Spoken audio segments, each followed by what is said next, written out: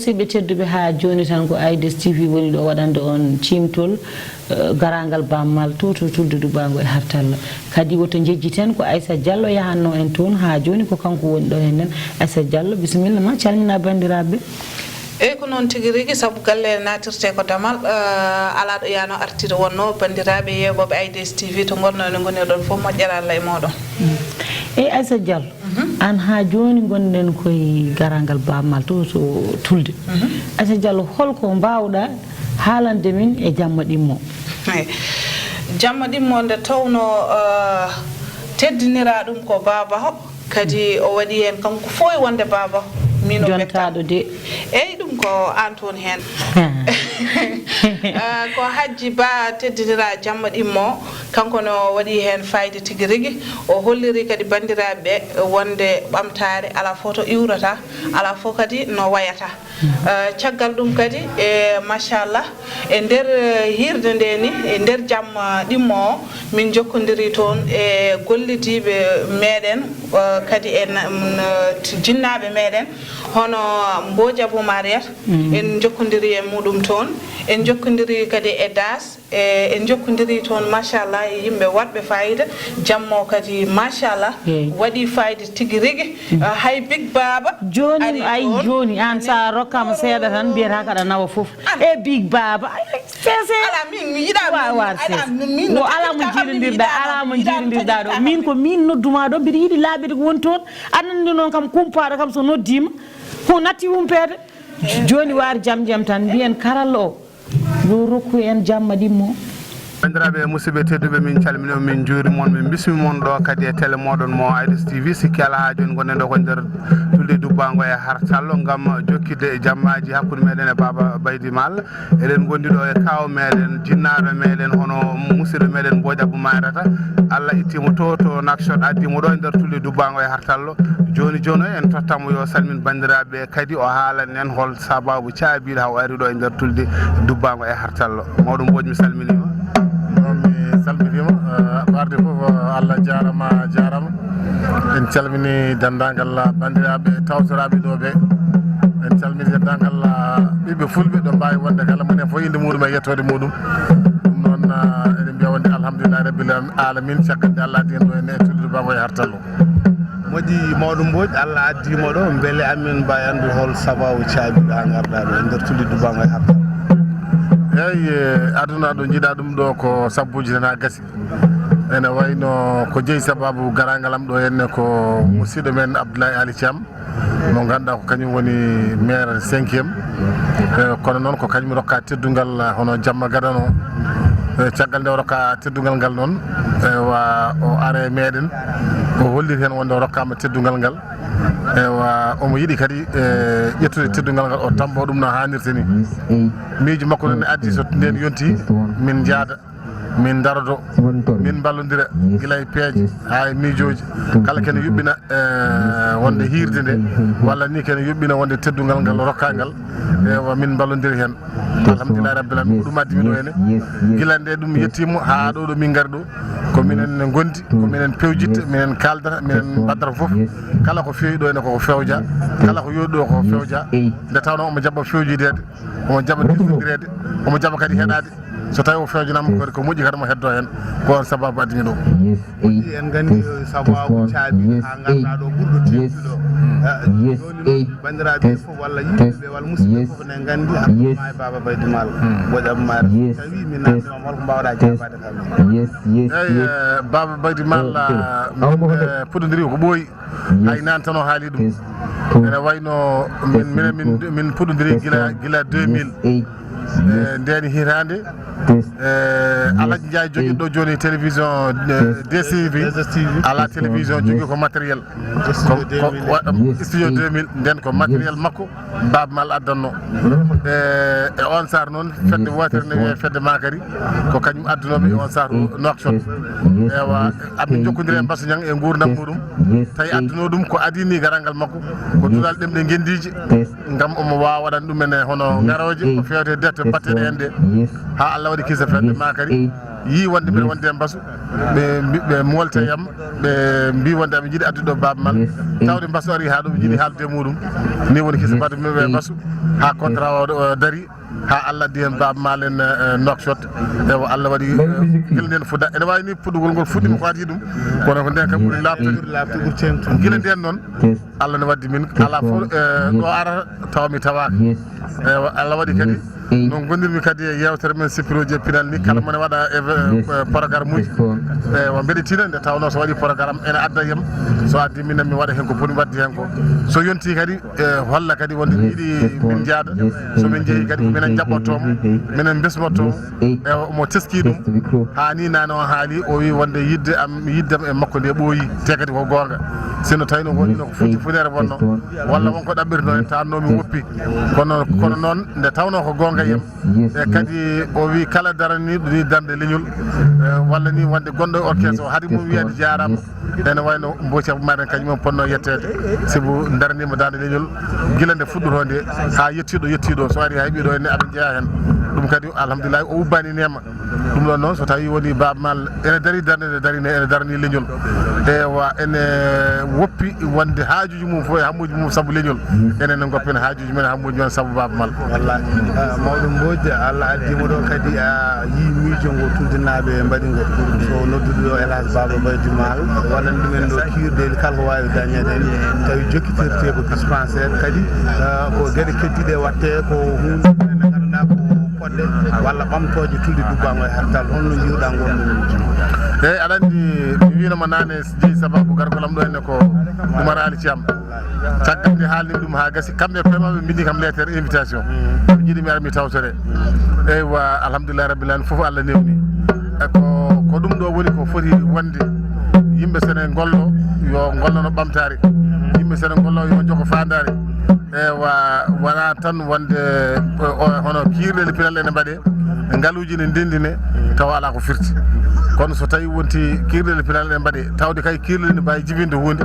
so tawi wonko daña hen eɗen jogui enen foof eɗen gandi en mbawa yewtatede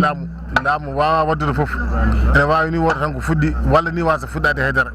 kono kam ko fewte ko dispensaire ko fewte affaire forage ko fewte affaire école uji eko nandi hen eko nandi hen ɗum nokku foof ene foti daranade ɗum hay sinno fuɗɗo so fuɗɗima laamu yi wonde ɓeɗo de puɗɗima ɗum ɗo ene jiiɗi wadde kañumne waɗa hen jungum mbete ne jokkire kono so neɗɗo wi tan e sabbo tan ha ko laamu waɗi ewa kadi laamu kadi ko huufi ko kadi ne heewi ma wat hen ko waɗama wani ko wattaka ɗum ɗo ko hunde wonde fayde guure ɗe hankkadi keeɓi nokku ɗe poti ɗo ganduɗa poti hankkadi lori haade e doole mumen mbasa lori haade e laamu ɗum ɗon noon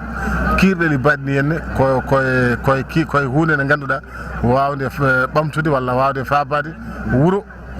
gam wawde wadde hunde taw hunde ene nafta wuuro ngo ɗum ɗo henne mbeɗe sembini hen guure ɗe kala ewa mbeɗe andinaɓe kadi so tawi ɓe ndewi goɗɗo lawol inchallah Allah jaaɓi maɓe mbawa daranade guure mabɓe ɗe tawa ni wonde ɓe jootaki hay goto mawɗo Mbodj joni mbaɗen so tawi Allah jaabima en mbaw yowde ɗum ko yewtere nde kono hade nden jimmi ko jamma hanki o holko teskiɗa e Baba Baydy holno jiruɗa eyyi jamma hanki o ko teskiɗen hen nde tawno en ɓooyi tawtorede e kirɗeli makko aɗa wawi ɓedde kadi mbeɗa andi hanki omo welti guila to jaɓɓungal ngal omo welti guila to besmede nde omo welti kadi sababude makko omo ɗumɗuno yidde arde wuuro ngo heddi ko sababuji ngala joni noon Allah newni sababuji goodi tawde wonti aɗa yinno arde e nokku a alano sababu no garduɗa ɓesgu nokku ngu kañumen e hoore mumen ene yiiɗi addudema ewa haalo pulaar mbi wonde jiilo hoɗo ɗo waali e jiilo hoɗo mo waldi ɓuddo suudu wonde rendinta ɗumen firti ko wonde garangal makko ɗo henne ko hunde weldemo feeñiɗo hanki gila to banggue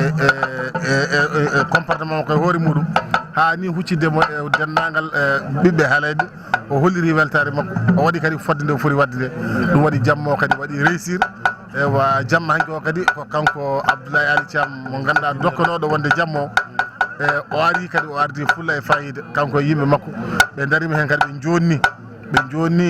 fodɓe yonnede e wuuro ngo ɓe jonni fodɓe yonnede arduɓe Baba Mal ɓe ɗum ɗo kadi ko hunde wonde fayida on wawno arde tan o adda lettere makko ewa o tottaɓe kono noon wadde cinkal firti ko décoration ɗi waɗi ko wadde décoration wonde hirde nde ha wonde tuldinaɓe ewa mbawa dañde mi wawi wiide ko meeɗa dañede kono kam daña ko janggo e jaam simɓe koori en daña ko jangti eyyi moƴƴi Allah jarama a jarama mawɗo Mbodj Abou Mayrata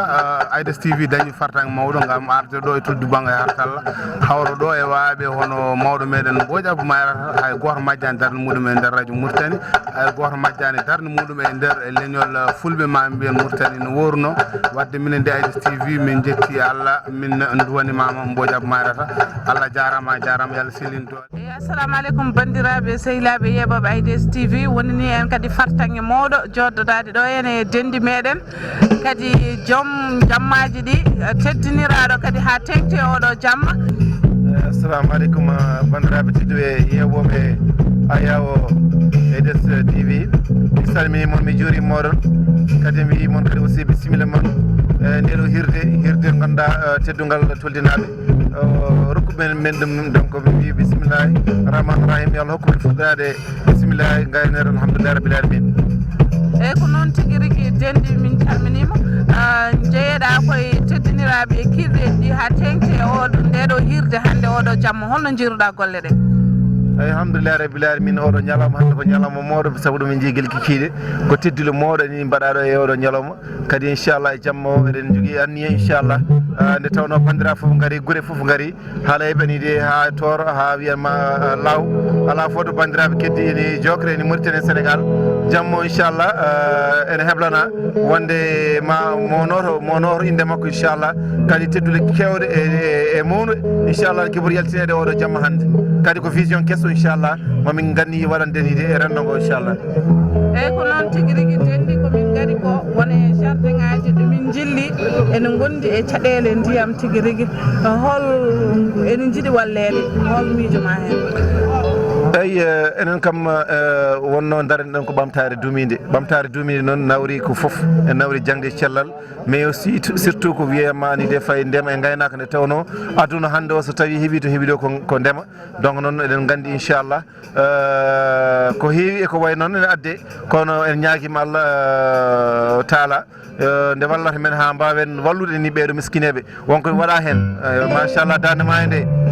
wonko min dañi ene waɗede hen kono kadi aussi wonko heewi sowata waɗede inchallah kono noon yo so tawi Allah ni nde ene wurni men e dow jamme cellal inchallah eɗen jogui anniye kam wawden ni hokkude bandiraɓe ni de golle ha mbawa aussi dañde ni naftoro ɗum. e tawi dillata koye ɓamtare holko mbiyataɓe walla holko tindinta rewɓe wonɓe caɗele diƴƴe e ko wayno koye ɓamtare dillata fode gandi koye ɓamtare dillata ete kadi machallah avanci holko mbasiytoɗa banggue diƴƴe armide tan ko ndiyam ko gurdam ndiyam woni gurdam kadi mbasirom yimɓeɓe ko yettimmo ɓe jogo softede e hakkillantagal wawdani yarde ko selli ɓe mbasa yardude sukaɓe e ndiyameje ɗe moƴƴani ɓe mbasa woppude sukaɓe kadi aussi e lumbade e diƴƴi ɗe moƴƴande taw noon waɗi henni ñabbude ko nande villageoise en mais aussi ɓe darono kala ko wawi histude ndiyam wiide kamɓe surtout rewɓe goni galleji ɓe mbawa ni tewade tigui tigui ni de ndiyam nde tawno ko ndiyam woni gurdam donc noon mbaɗe ñaago koɓe tinninoɓe ni mais yo ɓeydo ni hakkillantagal e banggue ndiyam nde tawno ko ndiyam woni gurdam.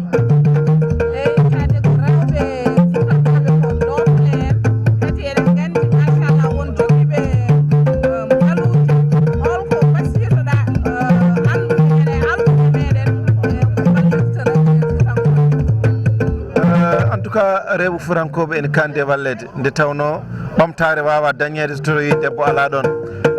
ɓamtare duumide ko debbo e gorko surtout noon hande ni rewɓe surtout rewɓe Fouta par ce que so tawi ni debbo ɓamtima ko galle ɓamti galle so ɓamtima ko ɓesgu ɓamti donc noon ɓe pooti wallede gueɗe kewɗe guila jangde nde guila cellal ngal guila ndema o guila gaynaka e kala ko ganduɗa ene wawi ƴellidde hakkille ni aade mais surtout ko wiyete les droits humains o hokkuɗoɓe hakkeji mabɓe ha timma ɓe mbawa wurde gurdam moƴƴam kisɗam wasa debbo wasa nanguirede no kutorgal galle ni ala ko debbo ko teddugal galle donc noon foti ko hokkede geɗal mum ha timma jurmoɗen rewɓe ɓe ballen rewɓe ɓe kadi mbeɗa eero aussi dendagal yimɓe rendo men hay goto wawa arde hannde wawa walla Fouta so tawi wona ɓesgu Fuutankoɓe daari donc enen mbaɗata juuɗe puusuji men ko enen mbaɗata ni de tampere men e doole men ha mbawen de yoltude ko yooli ko nde tawno aroɓe mbawa tan ko wallude kono noon ko enen ɓuuri darade ɓe mballa meɗen donc noon mbiyaɗo kala Fuutanko to wawi wonde yo tinno yeccude Fuutankoɓe sa yi Fuutankoɓe ɓurɓe tampude ɓe hannde ko sukaɓe ɓuuri tampude hannde ko rewɓe donc noon labuddani de Fouta so tawi janggo yiiɗi yaaru yesso labude lippode sukaɓe mais surtout no rewɓe guila e jangde mabɓe cellal mabɓe e gurdam mabɓe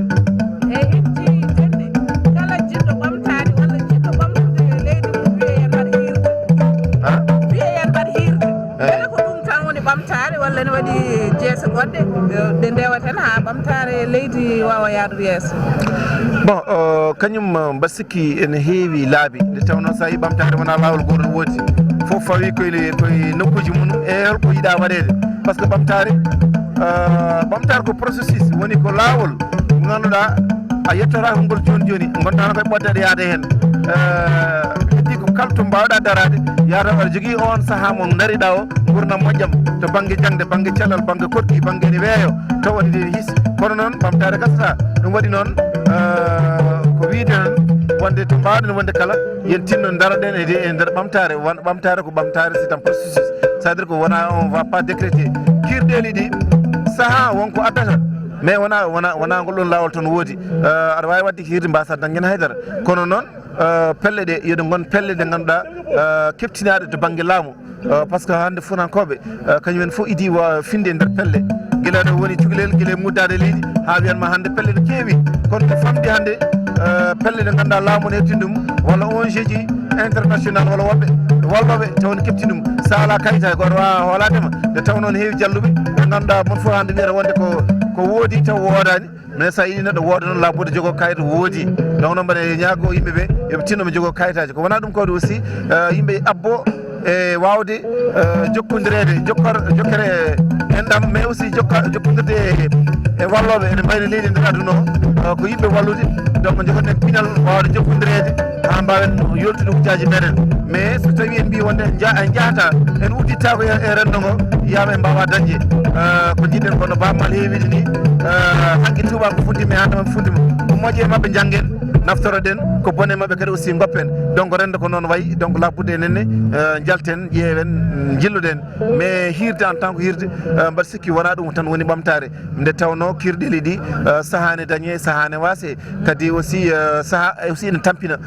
donc ɗum waɗi noon wona ɗum ɗon tan woni ɓamtare dumide donc noon min ñaago yimɓeɓe yooɓe tinno ɓe micco gueɗe kewɗe hannde ne mbawi wallede taw rewani to banggue kalisaji ɗi to banggue hakkilantagal to banggue aussi darde e softede par ce que c'est le plus important ɗum woni développement durable ko wona kalis bolo watta développement ko noon tigui rigui bandiraɓe en nani ko dendi haali ko sen dewi peeje makko ɗe yama Fouta ɓamto ko leelani ɗum noon min mbiyatma ko ya jogoro jaam o ya yiiru ɗum jaam seydi Ba.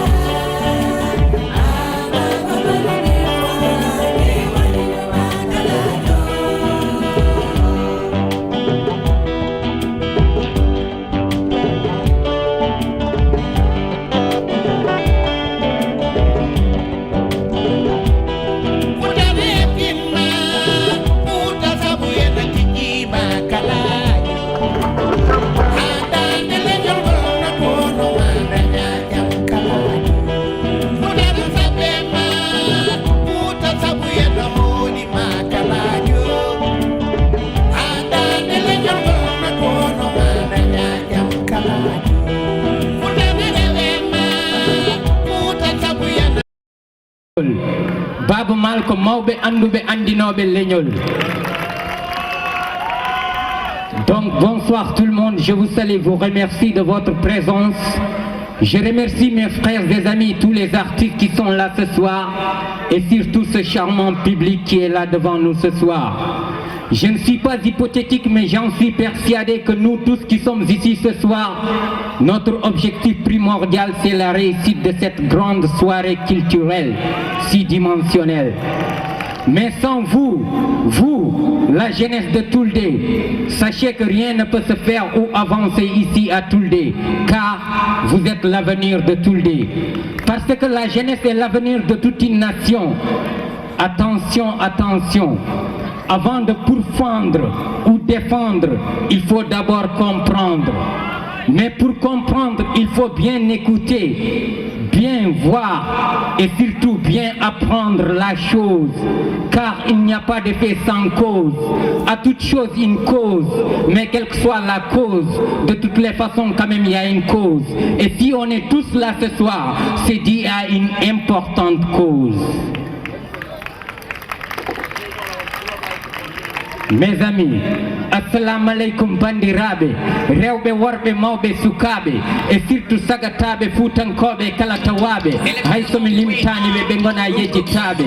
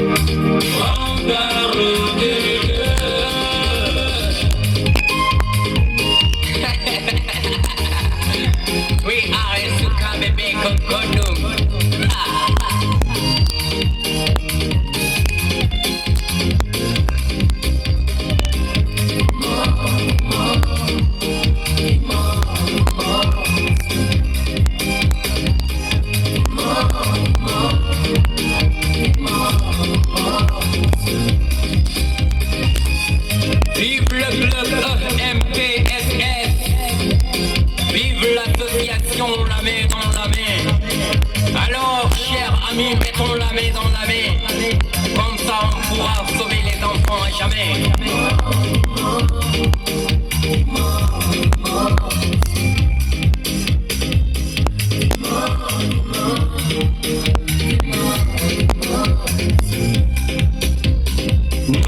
On doit respecter les droits des enfants et les devoirs de tout un chacun.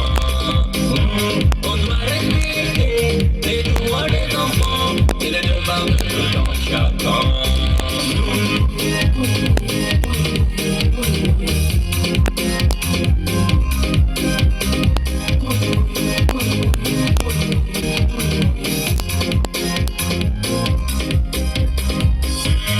Vivez, merci infiniment. Avec c'est bon, et on te refait comme... Wata tarjuje disco ɓuuri maîtrise sa andi garlere vise mbiɗi ko moƴƴema sa andi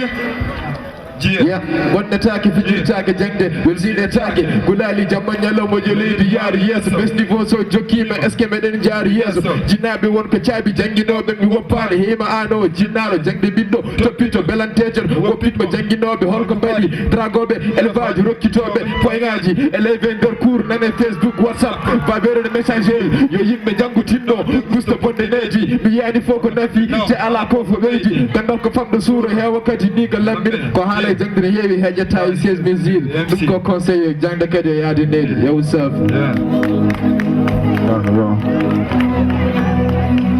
c'est chaud hein na oɗon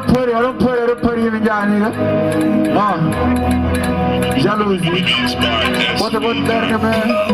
jalousie jalousie authentique jalousie bec jalousie MC jalousie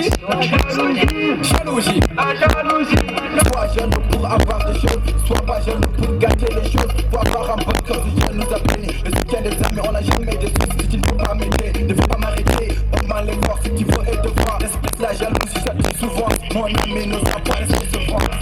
Laissez la jalousie, laissez la jalousie, laissez la jalousie, laissez la jalousie. La jalousie, stand up, jalousie. So when the bunny can hakila waylo ayidana mi dara saga mi wana ka kiro bonde te bende ne bidi watu won kiro wo sabu ada yidi bonde won kiro wo sabu ada yidi wonde so kiram nyalle bende ren watu yirde pa ren watu yirde lam ju berne manga sa jokko laissez la jalousie laissez la jalousie laissez la jalousie laissez la jalousie na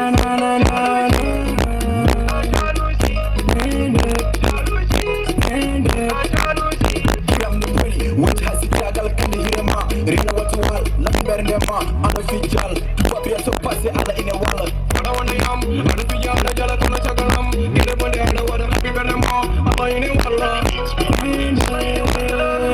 yeah nigga bab na Abso Eska Elzo mon frère yeah laissez la jalousie, laissez la jalousie, laissez la jalousie, laissez la jalousie, laissez la jalousie.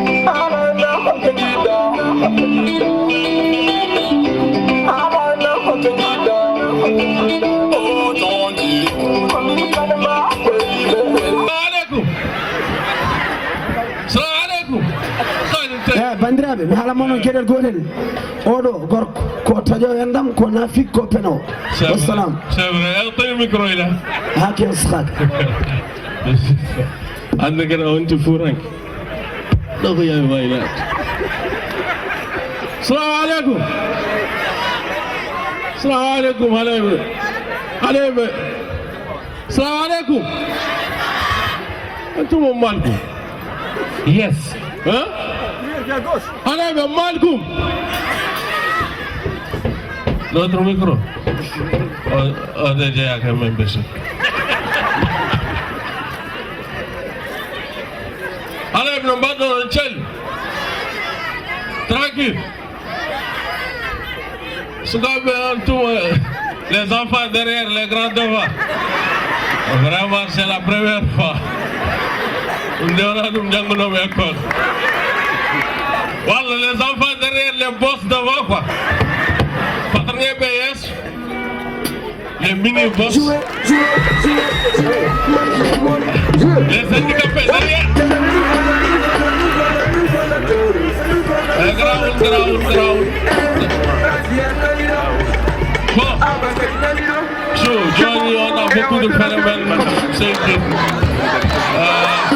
Adama Marie Chouem, celle-là nous fait Marwanda map comme map. Parce que Clément John Wadjaï, mais we come to the Dubbaango, mais we know, so to you, on game comme il faut comme temp. Min John comme évolue, John de français Rambo Pap, John de Pularo, John Pularo, Mona choftu no fe, Mona choftat. On a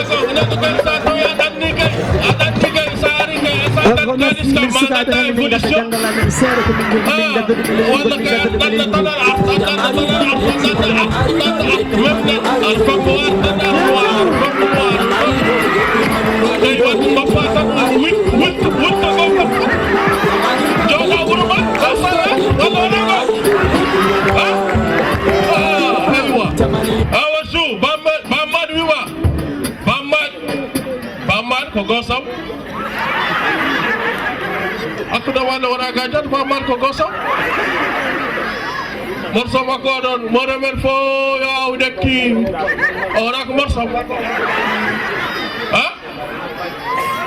Suka nuwar menwente di tau gambut. Unu fo mana dah alam yo mo fedi. Nuwar orang kaya pada wada kecakan bash. Num tanam jamon. Pada haram bi ada orang ngani Baman. Ngandro Baman to imi morsam kalajo. Benar ngani Baman boy, ginam jim oh yero oh jaro gulumi keng kada kada kada di Jakar garanyam. Nego ginam ngani Baman. Kakai domna pejon bitekan. Domna pejon bitekan do bio wadai. Ojusa adi no konon. Bottom nanda wul. Kali kami no makna yang paran.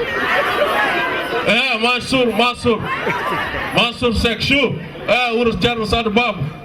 Sandini afero yimbe ngure gong yimbe ngure jon chela oji krema ojon. Cukre toksen wanjam jugi dum sapoy joy cika jugi dum chafan jagaw. Orang kan kawan non. Krema wajai. Surtout ga klima bagge ga cikta nganda ga ko adi sana. Il faut les canage keli ay darangala ay godanga ta de kel jon ga sa hokki ne ga yo ngaw de ken ma mbew makar nyam be ko keydun mo nyaw so hudo ala idan dayna ko jahani gawo wangawan nyamo ngodata so boyi maynen be batten habuda koy men dum addat singalu la guerre civile walla ga déconcentration ma kaldane de birtam tam yam décourage on halde horma ko wi no desa wallahi pourtant tatum madame le kam na est ce que tatum desa ga taw ko problème aji addum tan ko crema il faut ngawol le crage mbaditajo beddon dum walla ma anda nyamon walla ma anda gar hon tam bedde wuro ni anda do nyata yo de machallah taw dafal gande ma taba mbadi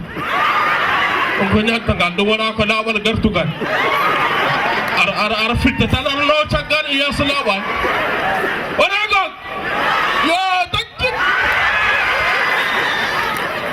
aw maram juppa hade be bade hun gatte hun hade be gatte hun so wala allah said some routine action te ma wi hade be jadi Yes, hade be jon ngara kadis Kami ngadan kadis kay Angko bata kadis Aziz mi da kadis ma uya te خاصة وجدك كاس وخير تساسة وغرا جراوة ربي أنقمتها والله وجدك ما هكذا نقدي ده بمبات بخير بخير على بدين قريدي على بدين بيج بابا مرحبا بيج بابا مرحبا بيج بابا مرحبا صفام انا يتاكاني صفام بعد ما كو كدوم غاتي كم منكم نياني حناي كم كاردنا يقال كم نياني مجي ستروا بيرسوناليتي مجي ستروا تلاني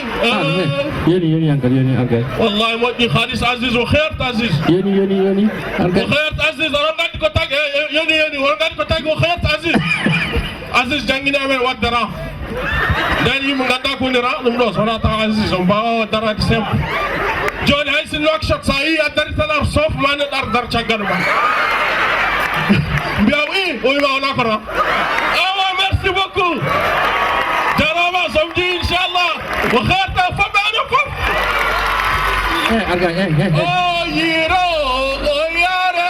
oh yiro, oh yare. والله كم سكنوا كم بو. فاسي سكنوا. ما جاري سيدي أتني دي. يا الله بيت. بيج بابا جبان وكان مخالص وكم خالص. أنا كنت. كورجيني وندكتي حكونا والله من غندي فرانس تو كوبتو حكونا وانا مبيتام كورجيني أستو أمينا يا فرانس حكونا الله تو صار أمباسادو دي مبيتام كورجيني والله كم فمت مسيو رجيني قلت له صوري كا رجيني سارا من كخالدي ممتل merci Big Baba s'il vous plaît je voudrais que tout le monde, je vais compter jusqu'à 3 et on va l'applaudir comme il se doit. Vous voyez, ce jeune est sorti lors des campagnes politiques en 2001, lors de la campagne de Badam Moussa qui est là assis. Aujourd'hui, Big Baba n'est plus un Boguéen, c'est devenu un Mauritanien. À travers sa comédie, il joue avec toutes les langues et il crée une unité entre toutes les communautés. Il se moque des Poulards, des Maures, des Wolofs, des Soninké. Vous voyez, et aujourd'hui, il est écouté, il est suivi à l'échelle mondiale grâce à la diaspora mauritanienne qui vit dans tous les territoires du monde. Alors, 1, 2 et 3, on l'applaudit très fort. Merci. Respect mon frère, un vrai Boguéen.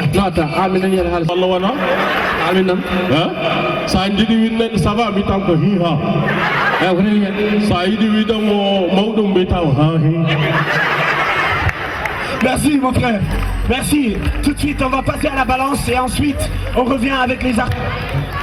Salamu alaikum. Kodon tampani don kabani. Nyawngu wappata ko maydere wata hen. Leydi fandi yeso ko jojje hettote hen.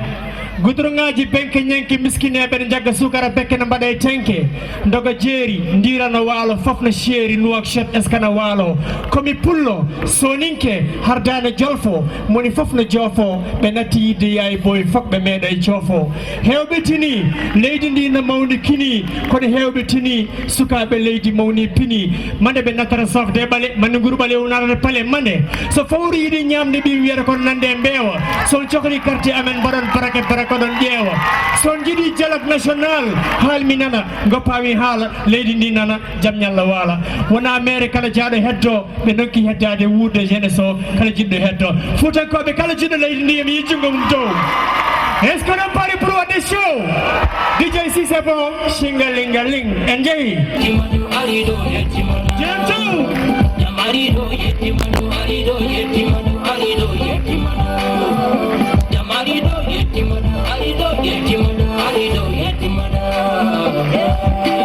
Jamanido, yettimado, jamjamito, hettimado. On ɓe fof perkitima, yimɓe jam jirgitima, hadanan jammi dara, nandanam mawɓe dara. Ɓeɗo ɓe lowelni galle, salleno jam yo walle, arga e bandiraɗo, jam nani kuɓe maɗo. Sanani worɓe foti, wallahi jam no woodi, hawnade jam no foti. Ɓeɗo ɓelde laɓɓe, sonni pullo jolfo, capaɗo e leydi goɗɗi, mandi ko gumɗo boofo, gandi ko enen gotti. Jam nawirayi, nawirayi, jam nawirayi o. Jam ariɗo yettimado, ariɗo yettimado, ariɗo yettimado. Jam ariɗo yettimado, ariɗo yettimado, ariɗo yettimado.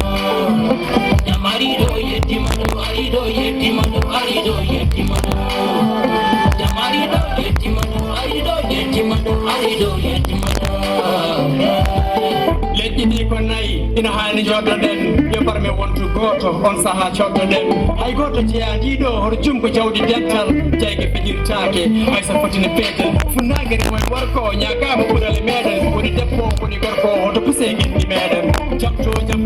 jump along. When you do, when you got jump on the low. Senegal, Malay, when I'm my one to care on. Go pay me carriage in a son of the roll. Miss Minima Banda, and Jimmy Jump. Jamarido yetimudu arido yetimudu arido yetimudu Jamarido yetimudu arido yetimudu arido yetimudu Jamarido yetimudu arido yetimudu arido yetimudu Jamarido yetimudu arido yetimudu arido yetimudu Jamarido yetimudu Sonamato Jamaica benefit of life. I'm not doing better. Only on one in the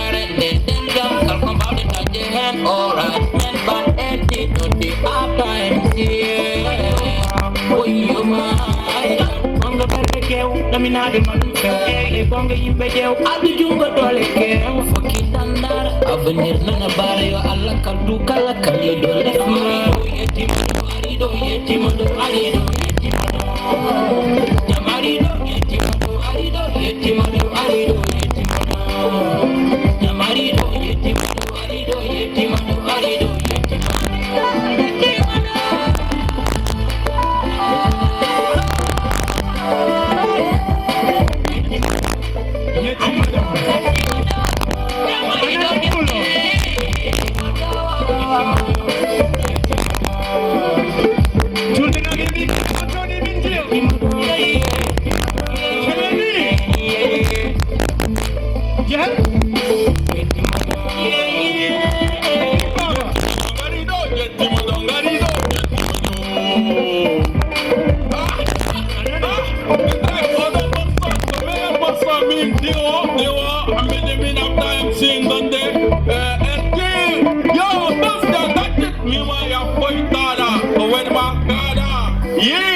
Merci beaucoup, Abdelhamid. Foutanko, est-ce que ça va? Est-ce que on a fait du de Hessin de Seda? On a un gam Jammo Tiranta, or Manar Chakal. On a un Gandi Monara. Don't go by fair chair on the jungle Monaca, okay? Voilà, we had a message got to Wopita Seno, one for the other Chakalam. Donc, Hajon ni rek nambino miniko yawtere gor fof na de miju modum ko enen dendi leydi ndi wona gor fof jigi droit halde miju modum min mijam jiido kala nana way loko no jiido nana beyto yaade ne hiibo fenade nangue hoore délinquance jamma nibbo kala nana nyibo mane min jogori darade mane min jogori salade ha waylo min puddo lelade mane minette fayete kesse kumba lomto bureau made sidi resnete siro jamba e fini bureau wallahi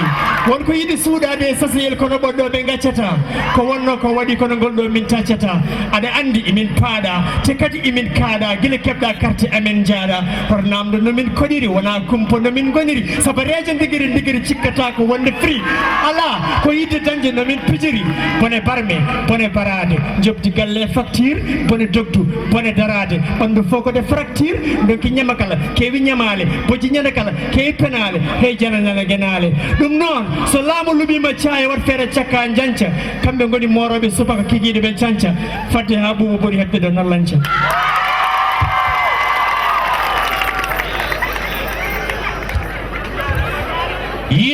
original kalkular kelemandau singaling harapan itu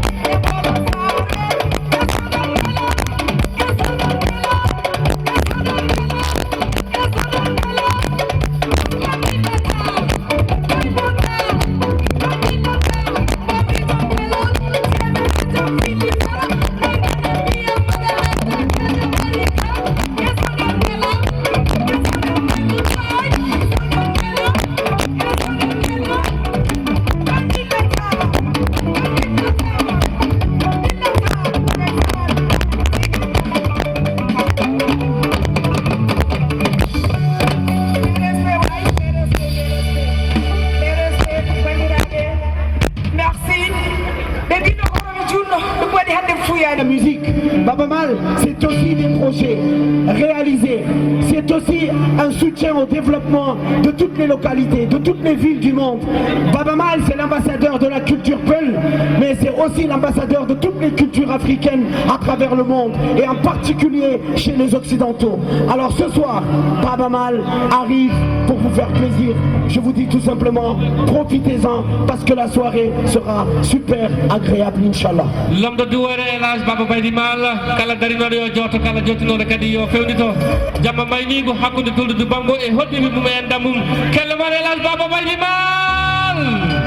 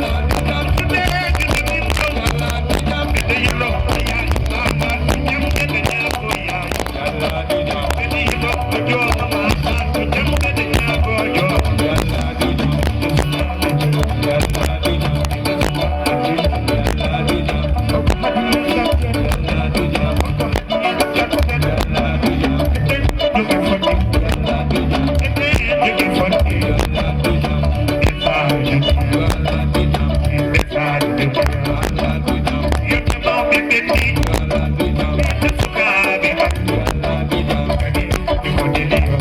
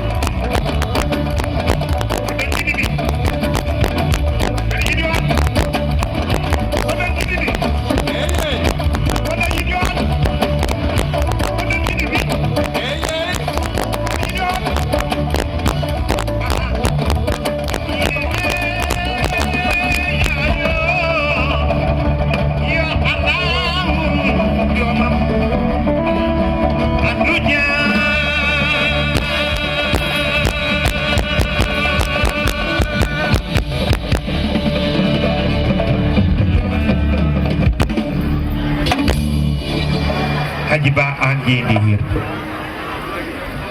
ɓe mbi ko an teddinira dañmi hen weltare mawde hanke wonno ko monsieur le maire o teddini hono dental ngal fof o teddini les musiciens Barou Sall ɓeeɗe Mamma Gaye Mansour Dine Gawlo ala mo heddi o teddini Baba Mal woodi ngaari ɓesge e no foti mbiyeɗa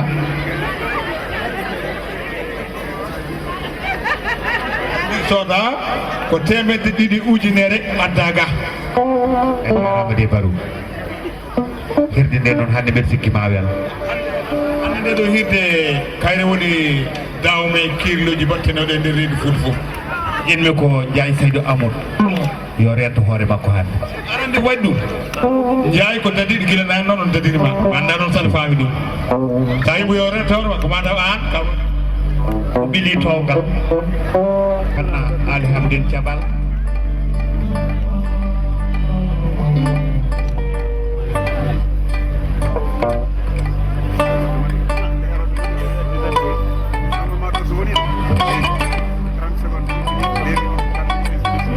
ɗum wiyete ko hoddu ko ɗon koɓe ne gandi ɗum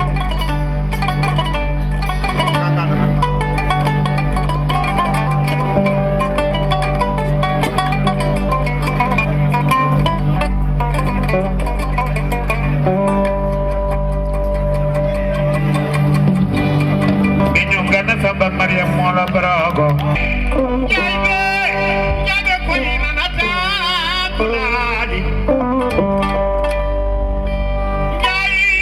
So Nani Kuladi Jai Manoto Kuladi Wara Wula Noto Wara Wulani Noto Gadi Geloba Susabala Boal Wula Wala Boal Samba Maria Mola Brago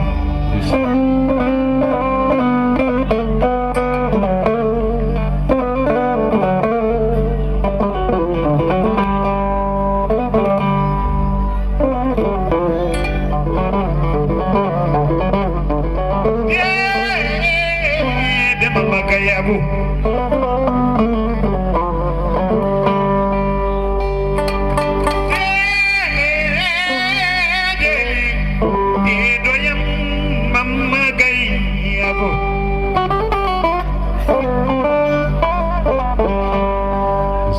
ko chamuni bandum jabo yeri mayo inar kangi bolimi bakayo wakati bejoro kabenade bakayo dodungele dole wa ayo yamla ko yire ni duge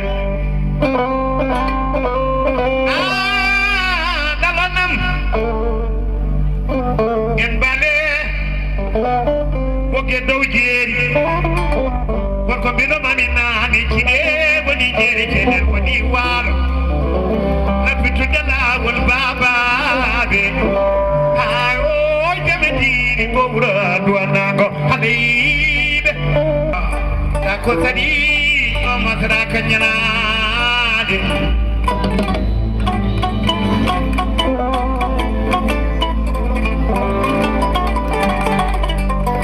Genyo jaje Hola birde pelle nango kure choti Genyo gana mukire uga berne barodi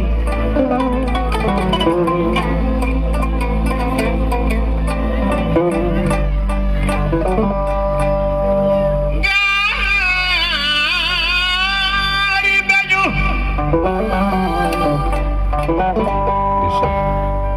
Sagata benyo Sokoti bi Nubi tapo yete nitimi Watari gari dutal Hayo yam jabaro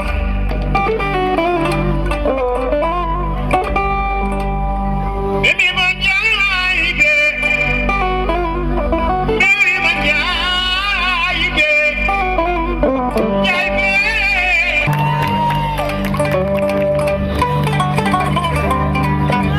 kadi o madaraka nyalande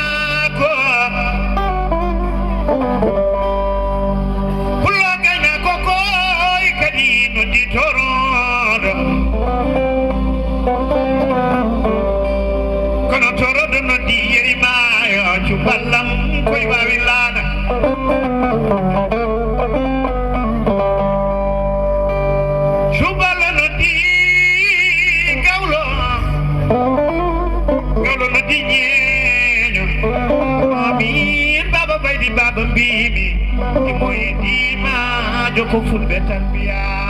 jooma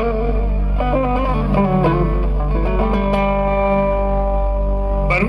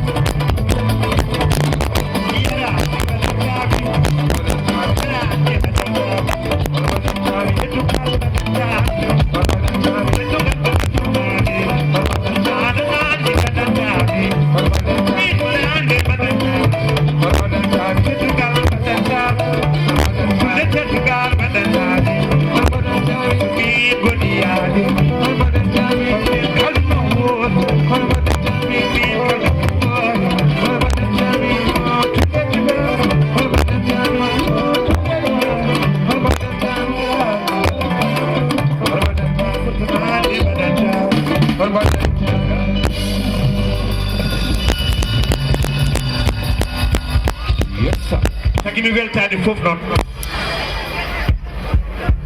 e ko hande e ñalawma pinal ɗo e nder Tulde billahi wallahi mi haali ɗum nani ko noon fotiyam mi ɓooyi yaade e ñalɗi pinal journée culturelle e nder aduna o fof noon mbiyami wiyani Sénégal wiyani Mauritanie kono mbeɗe sikki dey Tulde won nawira e koye très belle organisation beaucoup de discipline diversité de la culture bo wiyene limta fof juumat kono mention spéciale awluɓe wambaɓe ñeeñɓe subalɓe nanka ha tengti onon sukaɓe tokosɓe ɓe naane ko mbaɗɗon ko e dow kalaji on kolli yimɓe ɓe onon goni halayɓe sincèrement Baba Mal est très content et je ne manquerai pas de faire de mon possible pour revenir une fois de plus dédier un nouveau morceau à halayɓe oɗon kandi hen Allah jarama on jarama a jarama aba jarama no feewi ndeysan saɗe kon felliɓe ñañude tan no hollon min ɓuuri yon wawde ñañude eyi waɗanam ñeng ñeng jeng jeng ñeng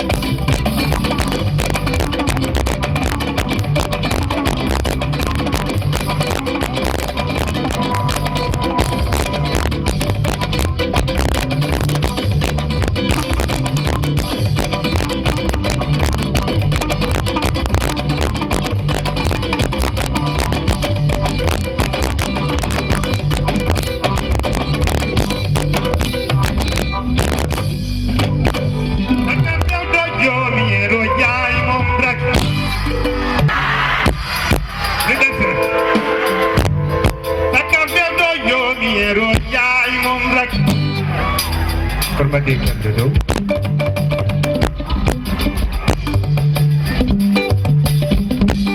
sampa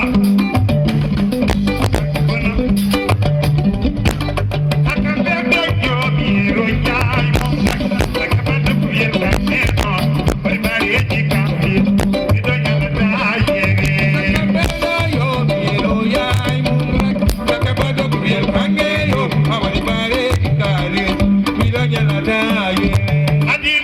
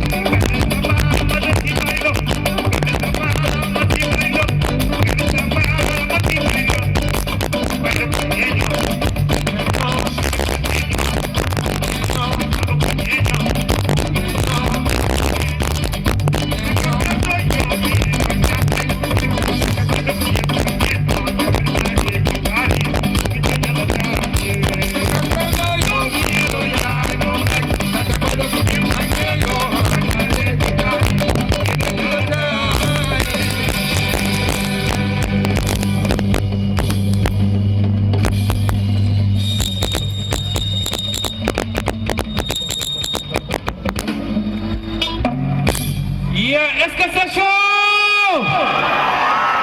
Est-ce que tout est là? Baba Mali Maria ha 6 heures du matin café subaka. Ko wana dum ko ere nyaagi bandiraɓe tinniɗo yo ngabbo caggal seeɗa ñom baraji ballodiren son gadi yeeso wonɓe caggal ɓe jeeta baba yimoto hannde so Allah jaaɓi ko yiye tulde ko meeɗa yide ɗum yoni fof yoɗi tingal ɗum noon o wi kon nehiɓe kolle needi jokke needi ndi jeen caggal seeɗa ballodira ha 6 heures du matin café subaka Samba,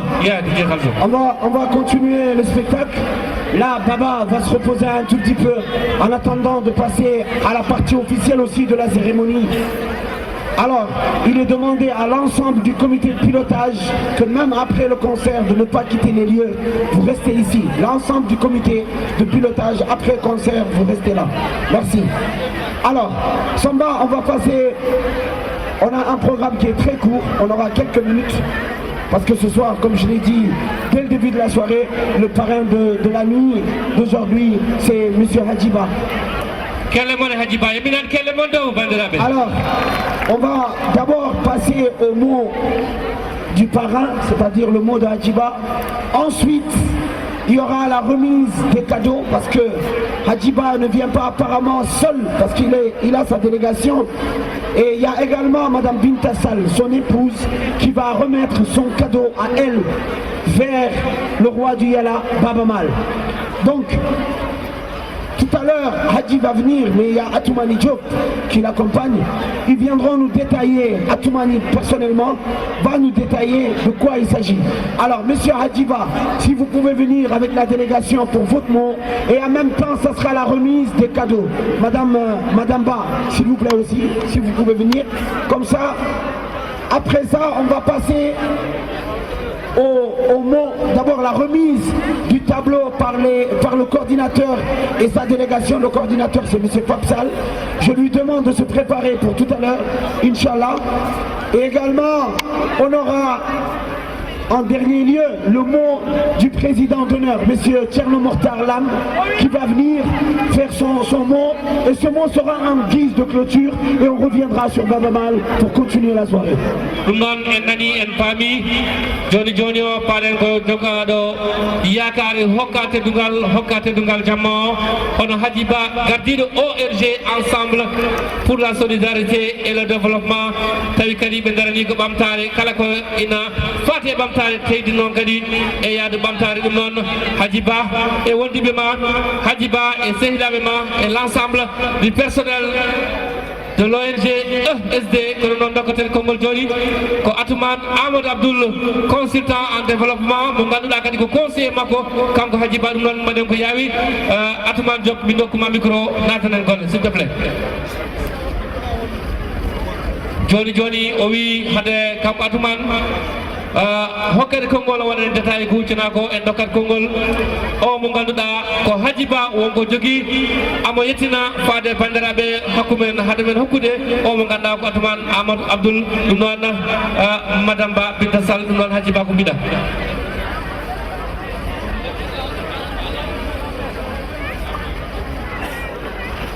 Assalamu aleykum bandiraɓe, jaam hiire moɗon, jaam hiire Tulde Dubbaango e Hartallo. Mi salmini dendagal bandiraɓe haaleɓe, mi salmini dendagal bonnaɓe, mi salmini ha joni dendagal fuutankoɓe Mauritanie Sénégal. Oɗo jamma hande noon ko jamma teddugal Tulde Dubbaango, debbo hen e gorko hen, suka hen e mawɗo hen, min mbimon Allah jaramon jarama. Ko Allah jogui teddugal yo Allah yoɓmon moƴƴere, saabu ɗum subtade min e nder ani Tulde Dubbaango machallah ko jogui ko e banggue anduɓe e banggue joguiɓe e banggue yontaɓe. Kono noon ko minen ɓe sukaɓe mbiɗon wonde oɗon jiiɗi teddinede oɗo jamma. Donc Allah jaramon jarama, min beltima hen, Allah jaramon jarama. Ko wona ɗum ko minen sukaɓe dariɓe ɗo hande par ce que c'est la jeunesse, mawɓe ɓe mbaɗi ko mbawno, ɓe liggima alhamdulillahi rabbil alamin. mbaɗa yiya ɗo eneni kawmiraɓam, mawniraɓam, babiraɓam ɓe gollanima haaleɓe, heddi ko enen sukaɓe yontande hande ko mbaɗanten haaleɓe. Donc vous avez bien réfléchi wadde parrainé neɗɗo mawɗo hanki, kono kadi aussi sukaɓe hande. Allah jarama on jarama. joni noon minen kadi komin nomin dardoyi hannde ni amin mbiya moon wonde ɗo e nder Tulde Dubbaango Baba Mal so tawi min teddinirama ɗum min teddinirama fura jeunesse africaine, la jeunesse foutanké et surtout la jeunesse haleyɓe on va innover kalto Baba Mal wawi yaade wona kayis min jadre Baba Mal mais c'est des actions concrètes woni noon kala to min mbawi arde ko golle mantinde banggue ɓamtare ko ɗum min jiiɗi yadude Baba Mal ɗum waɗi noon ma Attoumane Diop artu hen kono noon ballal waɗama e onon Tulde Dubbaango nde tawno on teddini min on mownini min kono noon kadi ballal ma waɗe to Baba Mal kono noon enen la commune de Bogué wonko min joguini moon saabu ɗum nde wiya wonde amin teddinede min ƴeewi holko min mbawi wadde taw kone wawa ɓamtude Bogué d'une manière très durable min ƴeewi une ambulance mo ganduɗa ko ɓeeɗo sukaɓe rewɓe ni de e ɓeeɗo sukaɓe worɓe ko kamɓe daari cooɗi oɗo ambulance wona Hadji Baran soodi mais ko ɓeeɗo ɓe jiiɗonɓe les staff gonɗo ɗo e wondude joom suuda moɗo ko minen jaltini kalis ɓe cooɗi une ambulance pour la commune de Bogué donc noon ngallo teddugal noon ko Tulde Dubbaango jeeyi ɗum saabu ɗum ko hannde ko onon dokkimin welema hamin mbawi wadde ɗum réfléchir ɗum noon waɗi amin ñaagui monsieur Ba Alassane tinoɗa gara le chef du village gara teddugal ngal min mbaɗata ɗum hannde koye dow inde tuldunaɓe kala ko an woni mawɗo wuuro ngo gara ɗo ene min dokkuma ngal ɗo teddugal les clés de l' ambulance ko an anide Ba Alassane min dokkuma oɗon clé ɗum noon Baba Mal on est très content aujourd'hui to Baba woni Elhaj Mal Elhaj Baba Baydi Argay Elhaj Baba Mal Argay hade Argay ar Hadji ari bisimilla ma mawdiraguel o Elhaj Baba Mal Hadji Ba e wondiɓe mum wonko dokki la commune de Bogué a ɓooyi settade kadi a wi a dañi welemma e nder Tulde Dubbaango e Hartallo oɗo welemma kadi ma yantu hen nde wonno an action ngaji ma ko action ngaji développement action ngaji ɓamtade guila e rewɓe sukaɓe e mawɓe ɗum noon Elhaj Baba Mal coktirɗe nani monsieur le chef de village ko an jogui coktirɗe ɗe guitta ɗum pawa ɗum e junggo Elhaj Baba Mal Elhaj Baba Mal itta fawa ɗum e la commune de Bogué e dow inde ESD ensemble pour la solidarité et le développement taw ardi ɗum ko Hadji Ba e minen kelle mon dow musidɓe tedduɓe kelle ɗe jolani ɗe mbaɗi kelle dow yo ya dow kadi merci beaucoup joni ko motto ko Elhaj Baba Mal emin kelle mon Elhaj Baba Mal ay kelle ɗe jogui han kadi ɗum noon monsieur le chef de village dokka coktirɗe ɗe o mo ganduɗa ko Elhaj Baba Baydi Baba debbo Hadji coktirɗe hoto fayi inchallah ɗeɗo kileji ko commune de Bogué jeeyi ɗum inchallah dans la semaine prochaine mamin mbaɗanide une grande cérémonie officielle tawanide le préfet le wali le médecin chef de Bogué ɓe mbaɗane cérémonie o ɓe mbi wonde ko noon kadi ɓuuri yiɗirede inchallah ko noon mbatten donc à la mairie inchallah rendez vous pour anide ɗum ɗo noon ko yiɗi wiide Baba Mal anine coktirɗe ɓamtare ko an jogui e inchallah kaltumi mbawi wonde ganda sukaɓe ma piini paami kono noon en gabbima kay ɓamtare kalto mbawɗa wonde min jiiɗi ko yadude ma anide min gadda ani ko ne ɓamta Fouta ko ɗum min jiiɗi wadde anide machallah donc ɗeɗo keleje jeeyi ɗum ko Dia Hammadi Hasmiou inchallah on va les remettre o remettre ɗum anide ha joni le médecin chef ɗum noon Allah jarama Attoumane Diop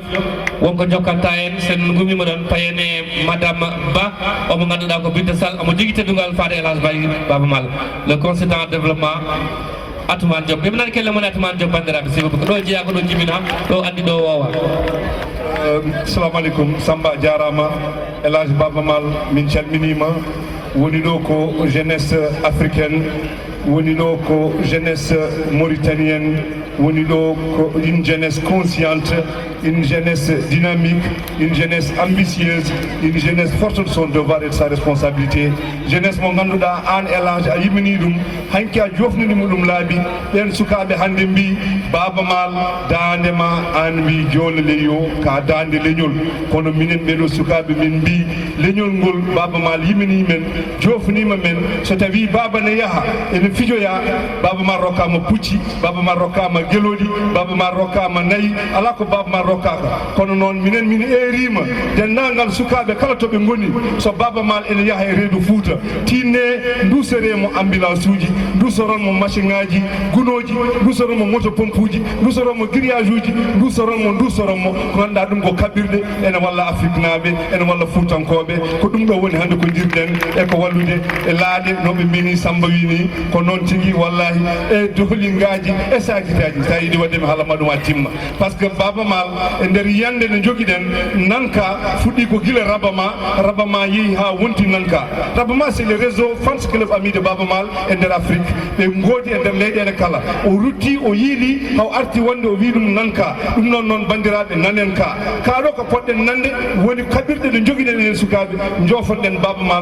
Mal danema min mbi Baba Mal n'est plus l'artiste pour les peuls mais Baba Mal hande Baba Mal c'est l'homme visionnaire Baba Mal c'est l'homme qui fait le plaidoyer pour lutter contre la pauvreté pour lutter contre les fléaux en Afrique Baba Mal c'est quelqu'un qui relève le défi nous te remercions Baba Mal e bin ero dennangal bandiraɓe hono ko Hadji Ba waɗi ɗo ko kala gonɗo ɗo ene Foutanke jiɗɗo wadde ɗum yo Allah timmina ɗum anni muɗum hawa wadde ɗum bandiraɓe heɓɓiti dukkan enen sukaɓe mbeɗa wiya so doole dokki yo doole kebbo kono Baba Mal hebli en o wi keblen doole ko adi ɗe kebbo sona ɗum soɗe keblaka soɗe keɓɓima teɓɓito so tawi ko ɓoccode wonno cuɗari men bandiraɓe mbasen ɗum ɗon noon nanggen en ha tiiɗa mi wawa gastude nde ɗo jonde taw mi ruttani teddugal kono kebluɗo ɓeɗo sukaɓe ha hande ɓe mbawi darade kono Michel ancien maire Ba Adama Moussa ruttani teddugal ruttani bandiraɓe commune men yarino hano yaari hande heɓɓitama kono noon je ne pourrais pas terminer sans dire merci à Michel le maire Ba Adama Moussa qui m'a donné l'honneur d'apprendre et d'aller loin et de voyager loin d'être aujourd'hui celui que je suis c'est du bas Michel le maire mi salminima joni paɗen koye madame Ba Binta Sall amo jogui teddugal fade El Hadj Baba Baydi Baba Debbo Baba Sada Samba Boubou Yassine Waddou Binta Sall darɗa to gadda teddugal ngal tende wuuri jaggu mbuso ono wi hewno waade ɗum noon jaltina ko woni ɗon ko tigui ɗon ko tiggita ɗum labbono ɓoro cubballe kollel El Hadj nde lanaka jooɓe tan jooɓe lanaka tan yo laab Ndiaye Saydou Amadou noon mi mbanno balla ni en kolli Allah El Hadj amen timmo ɗon mbeɗen on ji madame Hadji Ba Binta Sall emin nani kelle mon ɗo bandiraɓe ngallo teddugal ina yooɗi koddol ma ala hen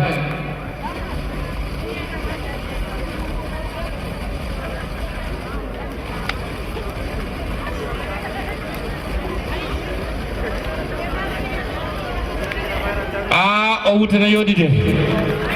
kelle mon El Hadj Baba Baydi Mal ɓurtani mankani machallah Batouba e jam El Hadj ɗi holko mbiyanmi so wona ene yooɗi madame Ba Binta Allah jarama a jarama teddugal dasitake rondete ngal ɗo teddugal noon mbeɗa haala ɗum mi haali ɗum joni less min mbeɗa andi somi yettima Sénégal somi wornimi ɗum yeehi palais de la république Macky Sall ene welto ɗo enen hannirta ni no tawno ko kulleraji makko Macky Sall e Binta Sall babaɓe de no mbawi teddugal kono kadi Sall ɓene kadi mankira Allah jarama on jarama merci beaucoup Badama billahi wallahi ko miñam haali ko gonga les blouses du fleuve gaccidade ma aɗa yodde ɗum ha yooɗi ɗo ina nder ɓogge aɗa wawi joɗade ɗo henno no hannirta ni dande leñol so wasorima wadde un festival de cette envergure depuis le début jusqu'à cette dernière édition mbeɗi sikki l'édition mbaɗaɗo hakkude ndemen e ɓogge ene jaayi édition ngaji ɓurɗi mawnude e édition ngaji dande leñol woni les blouses du fleuve vraiment merci beaucoup an e kala ballidiɗo ma an e ɓesgu ma an e ɓogge naaɓe an e haalay Allah jarama a jarama Seydi Ba. Merci Baba Mal, merci à tout le monde. On va passer à la seconde étape. Adma Yaton, une bonne précision, c'est ambulance gaddaɗo ɗo eɗen gandi jari ko million ngaji ha heewi kono noon o wi wona jawdi ndi addiɓe ɗo ko fadde hakkude mabɓe e koreji mabɓe fadde hakkude mabɓe e endam mabɓe nde wonno gueɗe ɗiɗi e aduna so tawi a namdaki ɗum hoorema e namde ɗiɗi somi waɗani hol mbaɗo e holde ponmi wadde saaha o wirtoma ɓenna nde wonno aduna Mamadou Samba Diop Mursil o wi kene werlande asamane wirtiɓe aduna nagaɓe laakata hunde foof ma gas ha heddo cimtol ɗum noon yo Allah waɗane cimtol moƴƴol o wi 500 000 lugoya ina wonde Guelabo o walliti ɗum ɓeɓe ganduɗa ko miñiraɓe makko moniraɓe makko hoddiɓe makko ɓesgu Tulde Dubbaango e Hartallo ɗum yettimama ɗum noon ɗum ƴenɗon ɓeydete hen Allah jarama on jarama yo Allah teddino no ceerno men ceerno Tidiane Alhaji Mamadou Moussa Di Seydou Sina Ndiaye Hamma se kolle ɓoyde jamde heewide o wi sa yiɗi yiide neɗɗo yaata yimɓe to sa yiɗi yiɗi meñe jaata neɗɗo to o wi neɗɗo kala ko jiɗɗa ɗum ɗum wonata hay sa yiɗi wonde président de la république ɗum noon jokkiten hakkillaji Seydi Ba SD on jarama on nawirayi merci beaucoup merci. Khalid, vas-y. Alors je demande à Papsal, le coordinateur de tout cet événement, de se préparer avec toute son équipe pour la remise du tableau. Pape, s'il vous plaît, très rapidement, parce que on doit quand même reprendre avec Baba Mal pour la musique. Papsal, s'il vous plaît. Papsal et sa délégation, s'il vous plaît. Le tableau. Venez à... nde hokki men sembe e doole e muñal Adis TV nde ɗo hirde so waɗama ɗo walla ɗin kirɗe so waɗama wona mere mere addi ɗum ko jooɗade miijo ɓulno miijoji e muñal ha wawde tawtere ɗiɗo jammaji 9 mois on est dans des réflexions, on est dans des méditations, on se concerte en présence de nos aînés, oncles et frères, en l'occurrence du chef de village, Ba Alassane Adama. Bandiraɓe, so chef de village watti yaadude e sukaɓe tolnidiɓe e ɓeeɗo jamma e ñalawma ha 2 heures du matin ene keblana babamal jaɓɓugal ene keblana babamal kirɗeji jetten Allah no feewi ene jette chef de village accompagné de son ami Ba Malik, un retraité de la Sinim que j'ai l'habitude de dire, avec sa petite voiture qui lui aide à vraiment à achever cette mission noble. Et sans oublier un ami à vous, Pape Mokhtar kalamo yettani sababu yettata Allah kaden gonga enen bandiraɓe Pape Mokhtar, si vous vous rappelez, à Haïré Boléré à 17h30 j'étais accompagné de ce monsieur armé de bonne volonté qui nous a accompagnés pour pouvoir vous voir et solliciter un contrat avec vous. Vraiment, ces jours-là, vous avez facilité les choses en parlant de Nanka. Et je vous ai rappelé, Michel Babmal, est-ce que ça sera possible que vous verrez à Tulde? Vous avez dit que ça c'est déjà acquis. Mettez-vous en rapport avec Marwat. Depuis lors, Gilenden, Mindanak, Souka et Maud et Debo. Neyeɓe minen fof e nder lebbi tati e lebbi nayyi e lebbi joyi hirani emin paɗi o ɗiɗo jammaji ɗum noon rewɓe wonko mbaɗi minen sukaɓe wonko min jogonima ene heewi noon gaddanɗa ko wujjeji kono min gandi kadi aussi haqqille ma no woni ce qu'on appelle l'art, le 7e art. Aujourd'hui, on va vous offrir un portrait. Vous allez vous identifier à ce portrait-là. Voir qui est ce monsieur qui est dans ce portrait-là. Je vais poser une question. Qui est ce monsieur-là? en ndi gallonotal ko umorade sukaɓe tuldenaɓe faade élage baba badjimal ɗum noon Allah jarama on jarama yo Allah teddinowo yo Allah mawninowo ko wona ɗum ko bandiraɓe meɗen demetnaɓe gaddini koɗeji men tuldenaɓe 500 000 francs tawi en jumani ko noon. Nous rappelons au passage que ce tableau a été peint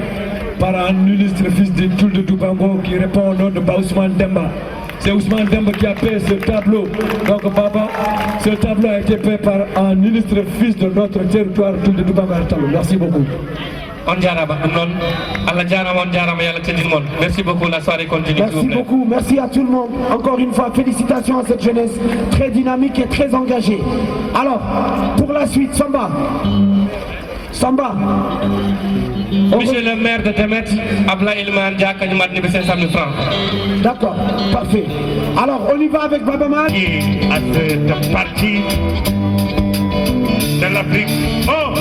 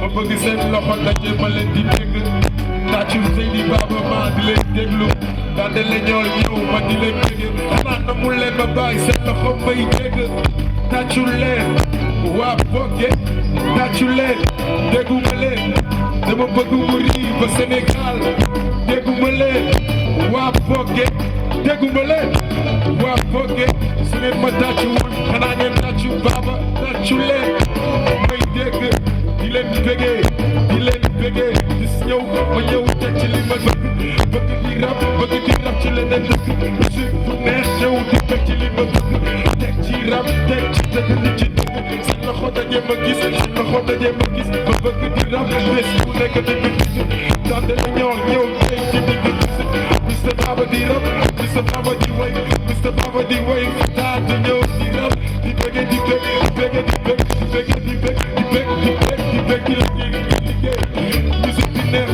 Jabo Boyasi, Mr. Barber, that you let go, Mr. Barber.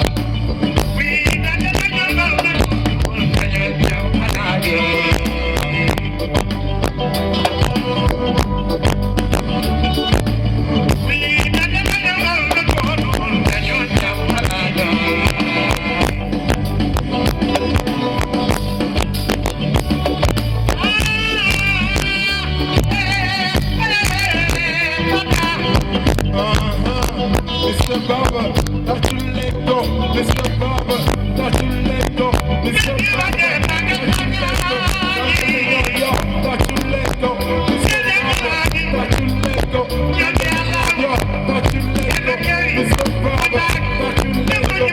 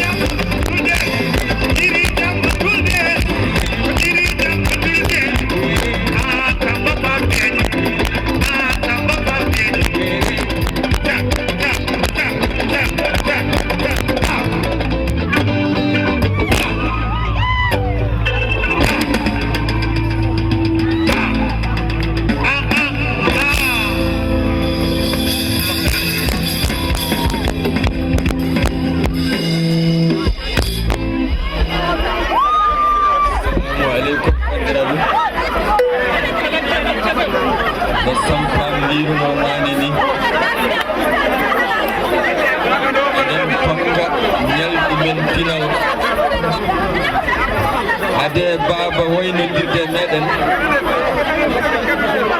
alay ko ciftinen holko addani en waddude e baba mal ɗiɗo ñalɗi teskindi haala noon beele ene teske alay sago tongue ɗum noon ɗimen mbiyen goo holko addanno en enen sukaɓe tuldenaɓe yuɓɓinde ɗiɗo ñalɗi pinal goo mbiɗen ko eɗen jiɗi jokkude golle e nder wuro men he e nder gure haalayɓe fof sukaɓe gila ko wiyete les années 70 en yimmi pelle sukaɓe e nder gure meɗen mbiɗen eɗen darano ɓamtare en mayi jamaji en mayi école aji en mayi dispensaire uji joni eɗen jokka golle ɗum laabti hanki laabti hande banque keddiɗo o eɗen darano pinal ɗum noon namdoɗen holko jokkodiri ɓamtare e pinal mbiye ɗiɗi hanki e hande en jokkodiri hakkude pinal e ɓamtare goo bangue gadana o mbiɗen ko so tawi baba daranima ɓamtare daranima pinal ndeke sikke ala hakkude pinal e ɓamtare ko jokkodiral tiiɗgal enen sukaɓe mbiɗen aduna hande o yultodiri ko wiyete mondialisation neɗɗo noon so tawi ene jikkoyo alay sago wooda ko nayi ndeke pinal men ngal ko ngal sakkoto hanki meɗen so eɗen jaha jeere sa nawi kosam mbaɗa haaɗi haɗa gossoɗa gawri walla liɗɗi gartira sa nawi gawri gossoɗa kosam walla liɗɗi hande ko mondialisation so tawi en jeehi eɗen jikkoyo pine goɗɗe alay sago kisnen ko men ko dokken ko moƴƴi ko gadden ko moƴƴi e ɗiye pine ko ɗum woni mbundi haqqilantagal gardinɗen ngam yuɓɓinde ɗiɗo ñalawmaji pinal on jii hanki on jii hande ko weeja ko e ko sukaɓe kolliri ko ngamri ndi e jimri ndi on jii ɗum yani e guire baba wiima artuɗo ko sukaɓe ɓe kolliri ko ma won ko hutori ngam fiide ɗippi garoji ɗum noon poɓɓenen koye men jarama en dañi muuyande bannoɗen haqqillaji meɗen en dendini hakkude pinal e ɓamtare gueɗel tataw ɓiwel ngel eɗen cikki ko woni e ɓerɗe men ko yantodiri e ko baba jogino gila 1985 nde o sosi fedde dande leñol holko wonno wuyande makko ko nawde pinal ngal ha towa tawa o yejjitani ɓamtare o holliri ɗum enenne en kolliri ɗum ndeke ɗiɗo ñalawmaji pinal tengtini wonde enen haalayɓe enen tuldenaɓe tengti noon e nokkuji men ɗi fof enen fuutankoɓe wonko joguiɗen ɗum famɗani ndenen ɗum gueɗel taraɓiwel ngel ko andinde yontaji garoji ɗi wonde ko joguiɗen ko alay saago kisnen ɗum ko hono ni noon hisnata ɗum wadde darade wadde ñalawmaji pini addude naalanke hono Baba Mal andina sukaɓe heddiɓe wonko joguiɗen aroɓe ɓe ɗum rontodira ha mbawen sinnude janggo leñol meɗen ɗum noon jafoɗon ko ɗum ɗo jinno jarama monsieur le maire on jarama jarama ɗo jarama le musicien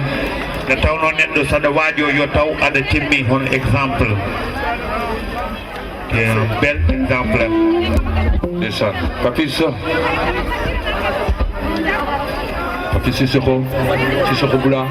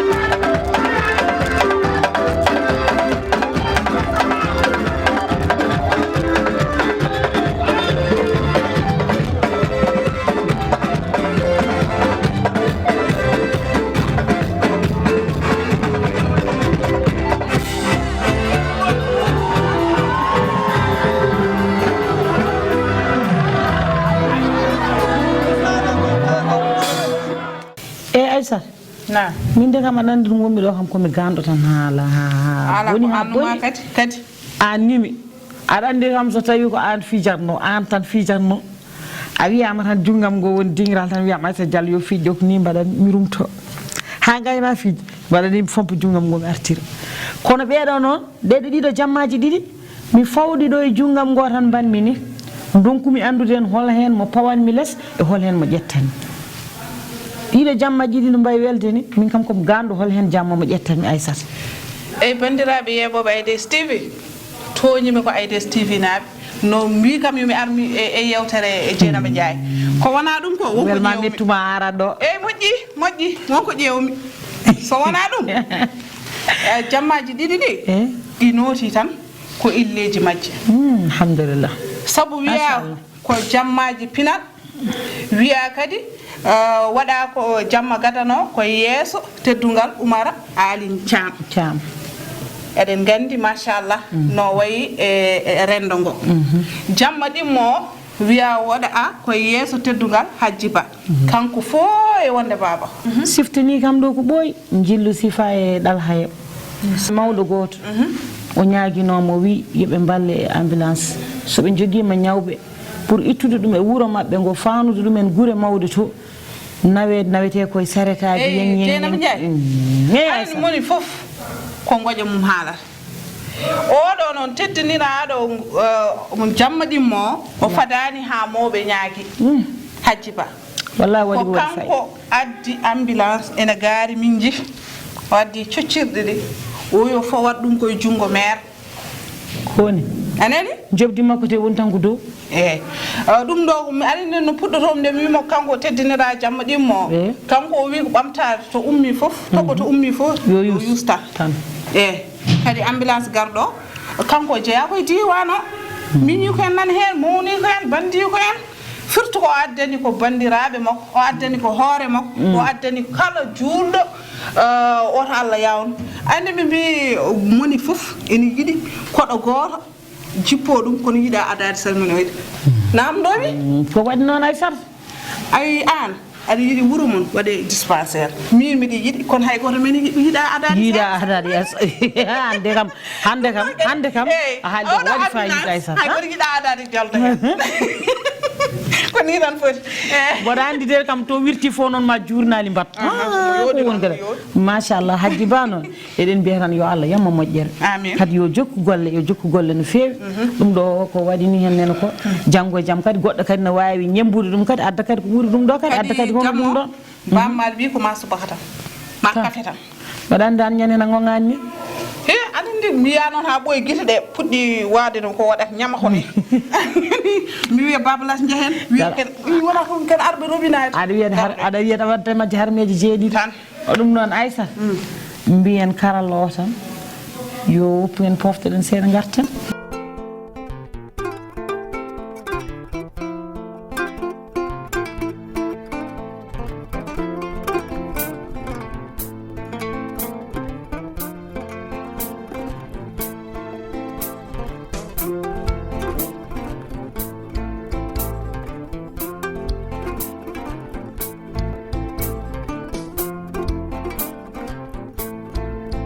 eyyi musidɓe tedduɓe on jarama oɗon jarlo oɗon jaafo oɗon gacca hakke kadi so tawi wonko jiiɗon hen ko fewani oɗon jarlo oɗon jaafo ha joni miɗo darji ɗo noon e équipe Aïdes TV hono Amadou Bocar Sane woni keɗɗomi banggue ñamoga e Ramatoullaye War